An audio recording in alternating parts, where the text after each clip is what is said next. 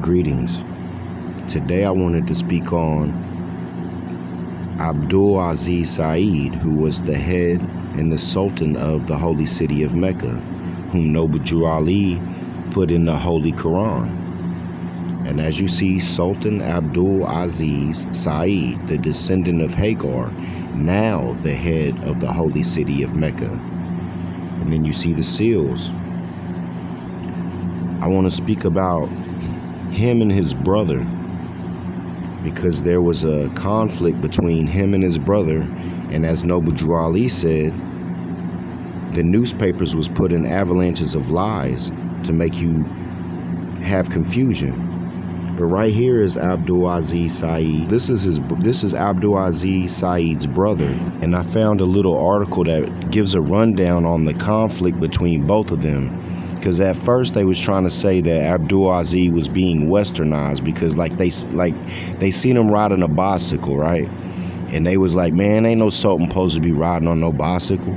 But he was humble, you know what I mean? And it's fun riding a bicycle, especially if you're a Sultan.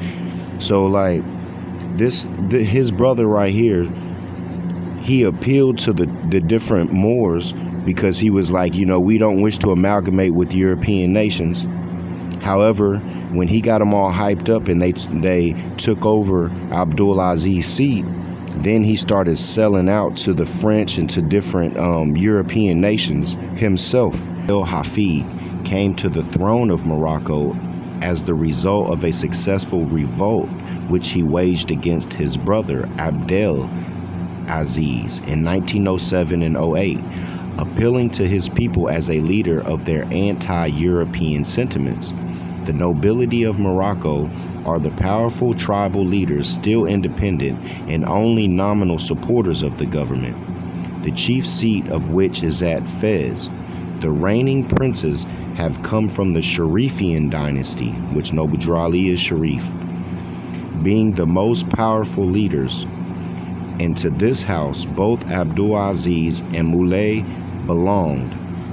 In December 1908, the powers of Europe recognized Mulai Hafid as Sultan, which, who the hell's the Europeans to make any decision?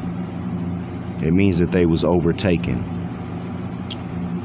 Although France and Spain has preserved a strict neutrality during his efforts to secure the throne, maintaining their African garrisons only to protect their national interest, and had been arranged by treaties years before.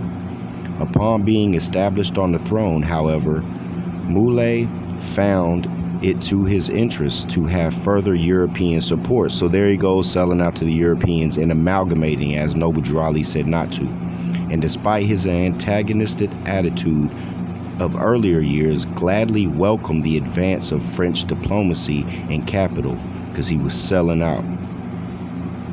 When in January 1911, a counter-revolution broke out and Mulai was besieged in Fez, his capital, he appealed openly for French military aid.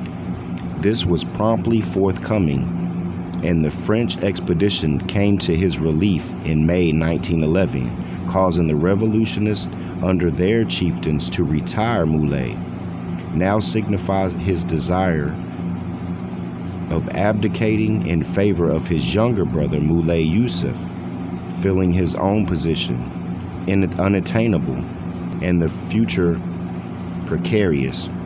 On August 11th, 1912, after still further entrusting his country to the business-like protectorate of the French, he turned over the throne to Yusuf, being allowed by the French a cash payment equivalent to 80,000 and a promise of an annuity of $70,000 for the remainder of his days. The position of France and Morocco is now similar to that of England and Egypt. So he gave way to the colonization in Morocco and to all the Muslim dominions as well. That's why Noble Drew Ali has Abdul Aziz in the Holy Quran, to let you know who is really the Sultan and the head of Morocco.